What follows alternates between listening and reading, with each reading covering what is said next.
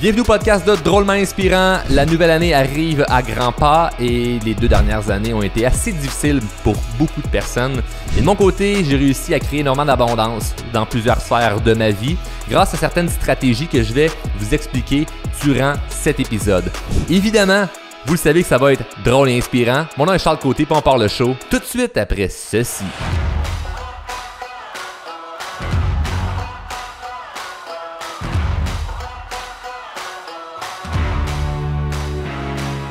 Comment réussir à bien se préparer à 2023 qui arrive sous peu? Là. Peut-être qu'on est même déjà en 2023 au moment où tu écoutes. L'année n'a pas d'importance. On peut être en 2025, en 2026. L'idée est de prendre de l'avance sur qu'est-ce qui s'en vient. Moi, je trouve que, surtout là ici au Québec, je vais parler pour mes amis du Québec. Je sais qu'il y a plusieurs personnes qui nous écoutent maintenant en Europe. On vous salue, mais ici au Québec, où est-ce que les saisons changent rapidement. Tu sais, c'est comme là, on est en automne, on claque des doigts, c'est l'hiver. Mais par contre, quand on va au magasin en ce moment, bien, c'est déjà les articles d'hiver, les articles de Noël qui ont commencé à sortir. Là, nous, il n'a pas commencé puis on nous vend des sapins de Noël. C'est complètement fou. Ça va vite, ça va vite. Ça, c'est le printemps, l'été, on réouvre les piscines. Puis ça ne l'arrête pas. C'est comme le temps va tellement vite. Puis je vois très peu de gens se poser, ou plutôt se déposer, puis prendre le temps de vraiment organiser leur année. Les gens prennent 1 an à organiser un mariage qui va durer 1 journée, mais ils ne prennent jamais 1 journée pour organiser leur année. C'est fou, hein? Puis, je vais juste te montrer une photo. Là. Si tu écoutes présentement sur YouTube, tu as un avantage parce que tu as du visuel, tu vas avoir des choses que je vais te montrer. Si tu écoutes en audio, c'est correct. Mais je t'invite quand même à regarder la chaîne YouTube. Puis si tu es sur YouTube, ben, je t'invite à t'abonner, créer un commentaire puisque c'est quand même nouveau, la chaîne YouTube. Puis on met beaucoup d'énergie, beaucoup d'efforts là-dessus pour vous démontrer du contenu exclusif à YouTube. Donc, bref, je vais te montrer une photo. Tu regardes la photo qu'il y a là présentement. Ça, c'est moi en début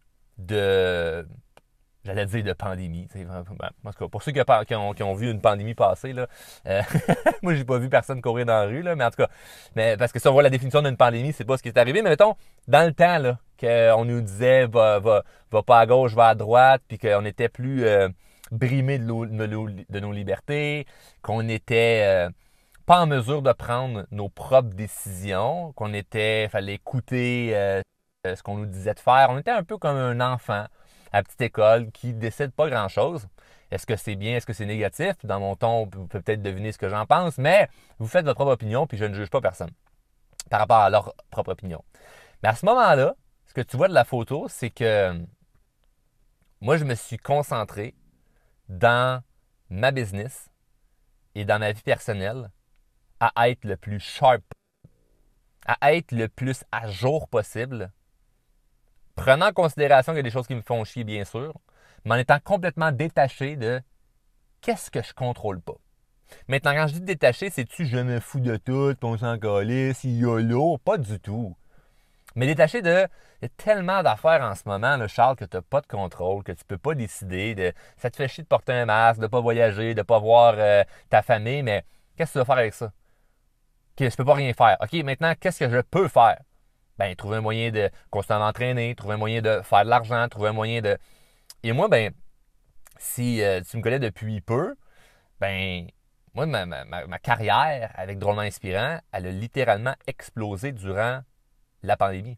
L'année 2020, 2021, ça a été des années incroyables parce que j'ai été comme la photo que tu as vue, dans mon bureau, concentré, à ne penser à quasiment rien d'autre que mon succès futur quand tout ça sera terminé.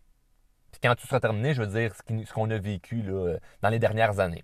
Peut-être qu'il y a d'autres choses qui nous attendent, on ne le sait pas. Par contre, j'ai mis tout mon effort sur ce que je ne contrôle. J'ai mis tout mon effort sur ce que je contrôlais et non sur ce que je ne contrôlais pas. Et bref, ça l'a payé. Ça l'a payé en abondance. Abondance financière, abondance d'énergie, abondance d'amour, abondance d'amitié. J'ai réussi à vraiment faire quelque chose de beau avec quelque chose qui était laid à la base. Maintenant, est-ce qu'il y avait des frustrations que je vivais quand même? Oui. Mais j'ai transformé mes frustrations en pouvoir puis en énergie créatrice. Oh, c'est beau de dire ça. Hein? J'ai transformé mes frustrations en énergie créatrice. J'ai l'impression aussi que je vais te lire des cartes, du tirage de cartes. Bref, C'est ça, câlisse, c'est ça pareil que j'ai fait. J'étais en sacrement d'un paquet d'affaires, de paquet d'incohérences que je voyais, que je vivais. Bref, j'étais frustré, puis j'ai transformé cette frustration-là dans une énergie qui a créé la vie que je vis présentement. Je vais te montrer une autre photo. Ça, c'est moi sur une table à pique-nique, puis un panier à linge sale, avec 2 ordinateurs, en train de faire un webinaire. Et j'étais dans ma chambre, à mon ancienne maison, là, parce que dans mon sous-sol, j'avais un locataire pour m'aider à payer l'hypothèque. Puis dans la chambre d'à côté qui était mon bureau, ben là, c'était rendu une chambre d'enfant. Je me souviens plus exactement sur cette photo-là si j'étais papa à ce moment-là, où on était dans la transition de on est 2 et là, oh, on va tomber 3, mais la chambre de bébé était faite puis je ne pouvais plus travailler là. J'avais pas de place pour travailler nulle part. On ne pouvait pas sortir de la maison, je ne pouvais pas me louer un bureau commercial, puis je voulais pas non plus me louer un bureau, je ne sais pas ce qui va se passer, je n'avais pas nécessairement les moyens. Fait que je travaillais dans ma chambre. Je faisais des conférences en ligne dans ma chambre. Puis je me souviens une journée où après une conférence, je finis, puis là, je suis en sueur, j'ai eu chaud, j'ai tout donné là, pour être motivant et inspirant. Puis de vraiment, vraiment me dire, c'est impossible que ça ne marche pas, ce business-là. C'est impossible que je n'aille pas de succès avec ça. Je ne peux pas mettre autant d'efforts dans quelque chose puis que finalement, ça ne donne rien. T'sais. Je ne peux pas mettre autant d'efforts dans quelque chose puis que finalement, je sois déçu à la fin de ma vie. Là. Je suis comme 100% des gens qui ont mis de l'effort dans quelque chose puis qui n'ont jamais abandonné ont réussi. T'sais. Il n'est pas réussi dans l'aspect en particulier. J'aurais pu mettre de l'effort sur drôlement inspirant. Puis, ça ne soit pas drôlement inspirant qui soit comme ma business principale ou mon projet qui chapeaute tout le reste de ma vie. Ça aurait pu être autre chose, mais il fallait que je passe par le processus de travailler sur ce business-là. Ça donne que c'est ça qui a été fulgurant. Mais bref, pourquoi je dis ça, c'est que présentement, peut-être que tu travailles sur des projets qui sont durs, tu as l'impression que tu vis de l'injustice, tu as l'impression que tout est contre toi, mais c'est une transition nécessaire. C'est de l'adversité qui est nécessaire à te rendre plus fort. Donc moi, les dernières années m'ont rendu plus fort et m'ont surtout, mais surtout, démontré que plus que jamais, je suis responsable à 100% de mon avenir. Parce que dans une période où on a été victime du fait qu'on ne pouvait pas avoir de prendre de décision, on était dans l'indécision, c'était comme tu ne peux pas décider de ce qui se passe, on nous a rendus mentalement encore beaucoup plus faibles et mentalement beaucoup plus aptes à dire « décider pour moi ». Déjà depuis très, très, très, très, très longtemps, on est habitué à « on a un chef, il y a un roi, il y a une politique qui décide de... » Moi, je ne veux pas sonner conspirationniste, là, mais j'ai aucune calice de motivation à laisser du monde décider pour ma vie. Maintenant, est-ce que je me révolte dans la rue avec des pancartes? Non, c'est pas trop mon style. Maintenant, est-ce que j'ai envie de m'opposer à toutes les règles de société? Non, c'est pas non plus mon style. C'est pas ça le point. Mon point, c'est dans ce que j'ai vraiment envie de faire. Je peux trouver un moyen. Durant la pandémie, j'avais vraiment envie que ma business explose. J'avais envie de créer de la richesse pour moi et pour les autres pendant ce moment-là. Mais calé, je l'ai fait. Puis d'un point de vue légal et d'un point de vue bienveillant. Comment j'ai réussi à faire ça? En ne pas restant dans ma frustration qu'il y a des choses que je ne décidais pas. J'ai pris la décision, ça part juste de là, j'ai pris la décision que ma vie allait être incroyable. Premier point. J'ai pris la décision. Comme tu prends la décision d'être heureux, tu prends la décision de perdre du poids, tu prends la décision de commencer à bien manger, tu prends la décision de faire plus d'argent, tu prends la décision de quitter une relation où ce que tu te sens pas apprécié à ta juste valeur. Tu prends une décision. Puis ce que je t'invite à faire là, c'est prendre une fucking décision sur qu'est-ce que tu veux pour la prochaine année. Là. Qu'est-ce que tu veux pour la prochaine année, puis d'arrêter de te victimiser. Tu sais que tu écoutes mes podcasts en repeat, tu écoutes plein de balados, des entrevues que je fais à gauche, à droite, peut-être même que tu es client dans nos formations, puis peu importe où ce que tu es rendu, dans quel processus, que ce soit la première fois que tu me rencontres, enchanté, ou que ça fasse 1000 fois que tu m'écoutes parler, il y a un devoir que je te donne là. que je veux que tu fasses, s'il te plaît, c'est prends la décision de qu'est-ce que tu veux pour l'année qui s'en vient, qu'est-ce que tu veux pour les prochains mois, qu'est-ce que tu t'apprêtes à faire pour que ta vie fasse du sens dans ce que tu as envie. Parce qu'il y a tellement de choses qui sont possibles. Mais pour ça, il y a de l'effort à y mettre. Puis dernièrement, sur les médias sociaux, c'est sur la plateforme TikTok. Il y a quelqu'un qui me dit Charles, c'est bien beau tes discours, mais si la personne a dit, c'était pas négatif, c'était un bon commentaire, mais le mais, 3 petits points, il est quand même venu me titiller parce que je me suis dit, est-ce que le monde ne comprenne pas? Puis pas est-ce que le monde ne comprenne pas, genre, je dis ça d'une façon condescendante, je suis au-dessus des autres, je suis plus intelligent. C'est pas ça. Le point de vue de, les gens ne comprennent pas des principes au niveau du développement personnel, puis du dépassement de soi, puis des choix de vie. La personne me dit, Charles, on dirait que tu ne comprends pas qu'il y a des gens qu'on ne part pas tous à la même place. Comme, moi je pensais que tout était possible pour tout le monde. Tout est possible pour tout le monde. Ah, quoi? T'es né avec un handicap ou que t'as pas de bras, pas de jambes? T'es quand même capable de monter à un arbre? Voyons, câlisse, c'est quoi ce raisonnement-là? La vie est injuste, oui. Mais sais-tu quoi? Moi, je me sers de cette espèce de réalité-là que la vie est injuste pour justement me motiver. Pas pour justifier aux autres que ouais, mais c'est pas facile pour tout le monde, donc je peux m'autoriser à être paresseux, donc je peux m'autoriser à dire moi, je prendrai pas action, je vais procrastiner ou je vais juste même arrêter de rêver parce que ouais, life is not fair. Moi, quand je réalise là, qu'il y a du monde qui ont des maladies mentales et sont pognés dans la rue, parce qu'ils sont pas capables de se sortir de là, j'ai une motivation de me dire, moi, j'ai pas cette condition-là, je peux peut-être faire quelque chose avec ma vie. Là. Quand je réalise qu'il y a des enfants qui naissent avec le cancer, Chris, moi je me dis, je suis pas dans cette situation-là où je ne suis pas quelqu'un qui a le cancer et je n'ai pas non plus un enfant qui a une maladie.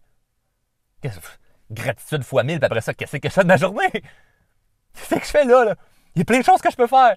On part pas tous à la même place, mais il y a tous quelque chose qu'on peut améliorer. Quand j'étais à l'école, petit cul, là, j'avais des lacunes en sacrement. J'étais vraiment, vraiment moins bon que les autres. J'ai dû travailler à devenir plus intelligent. Drôle à dire, hein? J'ai vraiment dû travailler à être plus intelligent. Aujourd'hui, les gens prennent pour acquis que je suis quelqu'un de brillant, tu sais, parce que je m'exprime bien. Mais j'ai appris ça. Je n'avais pas ça à la base, je l'ai appris. Mais on pense que c'est naturel. Ah, Charles, c'est un bon communicateur. J'ai appris à être un bon communicateur. J'ai parlé sur le bout de ma langue pendant tellement d'années. Mes premières vidéos, on se foutait de moi. On disait, tu ressembles à Martin Matt parce que je faisais de l'humour un peu sarcastique qui a son style. Puis on disait, c'est qui passe au bout de la langue. Je faisais rire de moi. Jusqu'à il pas longtemps, là. J'ai dû travailler ça. C'est dans le travail, puis dans la détermination, puis dans toutes ces hosties d'affaires-là, clichés qu'on sait déjà, que oui, il y a vraiment une croissance. J'ai aussi une condition que moi, je mesure 6 pieds 6, puis je suis maigre. Comme j'ai pas de muscles, j'ai pas de gras, c'est de la peau puis des os. Fait que j'ai pas une bonne posture, puis vu que je suis grand, mais tout est petit pour moi. Fait que comme j'ai le dos courbé, mais je m'entraîne. J'ai des entraîneurs, je trace mon alimentation, puis je pense que d'ici quelques années, je vais vraiment être en bonne shape, je vais être costaud, musclé, parce que je m'entraîne, puis je le fais pas juste parce que je veux bien paraître, je vais avoir des gros muscles, même si c'est plaisant, mais surtout pour mon énergie, ma santé, ma posture. Tu sais, quand je me vois sur scène dans une conférence, puis je vois que j'ai le dos courbé, je me trouve pas beau, je me plais pas, tu sais, quand je vois ça. Puis, faut s'accepter comme on est. Non, allez, j'aime pas ça. Je peux-tu le changer? Oui. Comment? Avoir un dos plus fort, être plus musclé, avoir une meilleure posture. Point. Oui, ça peut s'améliorer. Mais pas accepter que je suis le même. C'est pas une condition qui est une finalité. Mais c'est quoi? Dans 7-8 ans, là, mec, tu me vois là avec la chemise qui me pète sur le corps, ou en tout cas, il faut tout le temps des chemises, je peux acheter du plus large. C'est sûr que si dans 5 ans, je porte les mêmes chemises qu'en ce moment, c'est comme une femme enceinte qui a gardé le même linge, ça marche pas, mais bref. Mais que tu me vois là, que c'est comme crime, Charles, il me semble, il a l'air plus costaud, il a l'air plus musclé. Regarde bien les commentaires des gens qui n'ont pas vu mon parcours. Ah, il est ses stéroïdes. Ouais, il est chanceux, il est né comme ça. Non, je suis pas né de même. Je l'ai travaillé. Mais j'avais une condition parce que j'étais moins chanceux que d'autres. Il y en a qui sont nés, sont dans les meilleures shapes. Ils peuvent manger n'importe quoi, puis ils prennent pas de poids, ou vice-versa. Donc, life is not fair. La vie n'est pas juste. Par contre, tout part de la décision que tu prends, de vouloir changer quelque chose dans ta vie, puis à quel point tu vas tenir tes engagements envers toi-même par rapport à ce que tu as décidé que tu voulais changer. Donc, pour 2023, le plan de match est simple. Vraiment simple. C'est quoi que tu sais présentement que tu pourrais améliorer dans ta vie ou que tu devrais améliorer dans ta vie, puis que tu peux faire dès maintenant. Tu peux commencer à faire là, là. Attends pas, là. Attends pas un 31 décembre, 1er janvier. Bonne année, tout le monde! Bonheur, santé, richesse et prospérité pour tous! Puis le lendemain, tu te réveilles. Ah, j'ai mal à la tête, j'ai un hangover. Ouais, mais en tout cas, ah oui, le gym, je vais m'inscrire. Puis là, c'est comme il y a du monde que le calisse au gym, puis en mars, la moitié ont déjà quitté leur abonnement. Sois pas cette personne-là. C'est minable, c'est ridicule. Tu le sais déjà. Tu te déçois toi-même. Tu te sens coupable. C'est quoi t'as d'affaire à te sentir coupable? Même plein de monde dans le développement personnel, des coachs de motivateurs vont dire oh non, faut pas se sentir coupable. Le syndrome d'imposteur. Moi, ce que je réponds à ça, ah ouais, tu te sens imposteur, pourquoi? Parce que tu l'es, calice. T'es imposteur. Tu dis que tu vas faire quelque chose, puis tu le fais pas. Mais c'est imposteur. Je comprends. Je comprends que tu te sens imposteur. Tu dis, je commence quelque chose, tu le fais pas. Là, décide, là. Décide, c'est quoi tu vas faire pour changer le quoi dans ta vie, là, puis fais-le. Puis s'il te plaît, prends pas 50 décisions de ah oui, je suis tellement motivé. Le podcast de Charles, ça m'a tellement motivé à prendre action sur ma vie. Donc là, à partir de maintenant, je coupe toutes les relations toxiques de ma vie. Je mange santé, je mange moins de junk food, j'arrête l'alcool, défi yoga, défi méditation chaque matin quand je me lève, douche froide. Ah oui, puis je change d'emploi, puis je veux faire plus d'argent, j'économise, je dépense moins. Wow! Calme-toi le poil des jambes, Nicole. Esti. Ça va faire. Ça marchera pas. Choisis une affaire. Choisis un truc. Puis le reste va pouvoir vraiment, comme, faire un effet cumulé. Tu comprends? Ça peut partir juste de t'arrêtes de fumer. C'est ça le défi de la prochaine année. Puis c'est pas comme ça dure 12 mois avant de slacker. Là. C'est comme t'as arrêté. Là, peu importe comment tu le fais. Tu peux le faire en transition ou d'une shot. Mais c'est ça le focus sur ton année. T'sais. Ça dépend de ce que tu veux faire. Ça dépend de ce que tu veux obtenir. Moi, personnellement, je me suis donné beaucoup des défis autour de l'alcool dans ma vie. Puis, présentement, je suis en train de finir un de mes défis.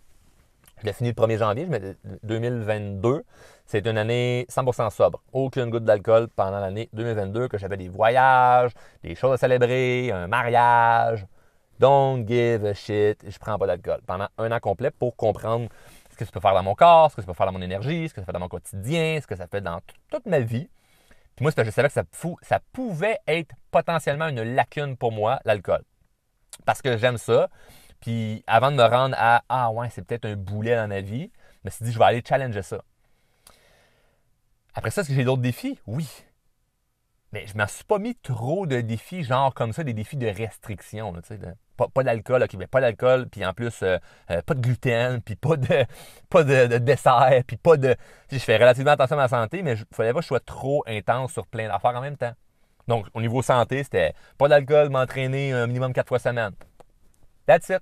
Après ça, une autre sphère de ma vie, puis etc., etc. Puis avec le temps, à force que tu es constant dans toutes ces choses-là, ben, tu es capable de rajouter des choses, puis de faire plusieurs affaires en même temps. Mais ça prend du temps, tu sais. Ça dépend d'où ce que tu pars présentement. Donc, moi, je me mets comme 1 à 2 trucs par sphère de vie, puis ça va bien. Ça fait 10 ans que je fais du développement personnel de façon très sérieuse, puis que je suis constant, puis je fais ce que je sais que je dois faire. Donc, pour l'année qui s'en vient, je te souhaite de faire ce que tu sais que tu dois faire, évidemment. Mais là, dès maintenant, de prendre une décision sur c'est quoi que tu veux pour la prochaine année, puis déjà commencer à faire ton plan, puis de déjà l'exécuter. Pourquoi je te dis ça de faire ça à partir de l'automne? C'est que tu vas te sentir en avance. Tu vas gagner du momentum et ça donne confiance. Ça donne confiance de se sentir en avance. Moi, mon défi d'alcool, je l'avais commencé avant le mois de janvier. Noël passé, j'ai pas bu une goutte.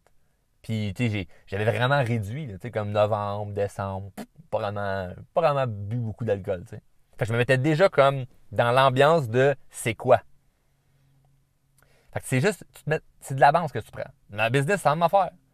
On se met des défis, autant pour toutes sortes de patentes, que ce soit nos médias sociaux, nos clients avec nos clients, projets, whatever. On part ça d'avance. C'est pas OK, le 1er janvier est commencé, maintenant c'est quoi le plan de match? Non, on commence en avance. En octobre, novembre, on est déjà en train d'accomplir ce pourquoi on décide qu'on veut réussir pour la prochaine année. Fait que comme ça, on se sent qu'on prend de l'avance. L'avance, ça donne vraiment confiance. T'es-tu plus confiant? Quand ça va un rendez-vous, là, t'es en avance pour un rendez-vous, tu te sens-tu dans la même énergie quand tu es en retard? Pas du tout. C'est aussi con que ça. C'est aussi niaiseux que ça. Moi, je vais être en avance. Je veux prendre de l'avance. Et ça, dans toutes les sphères de ma vie, là, c'est quelque chose qui m'aide beaucoup. Puis, ça part juste d'une décision. Tu commences à le faire maintenant, puis ça va pouvoir avoir un impact pendant longtemps. Sur ce, j'espère que tu as apprécié l'épisode. Ce que je te suggère de faire là, maintenant, c'est de prendre action puis pas oublier les 2 règles du show qui sont si tu viens chercher la valeur, redonne la valeur. Donc là, à partir de maintenant, c'est d'écouter, que ce soit sur YouTube ou en balado, en audio, partage l'épisode parce que je pense qu'il y a beaucoup de gens qui devraient entendre ce message-là. Puis, deuxième règle, mets en application ce qu'on vient de voir là maintenant. Sur ce, je te dis à bientôt.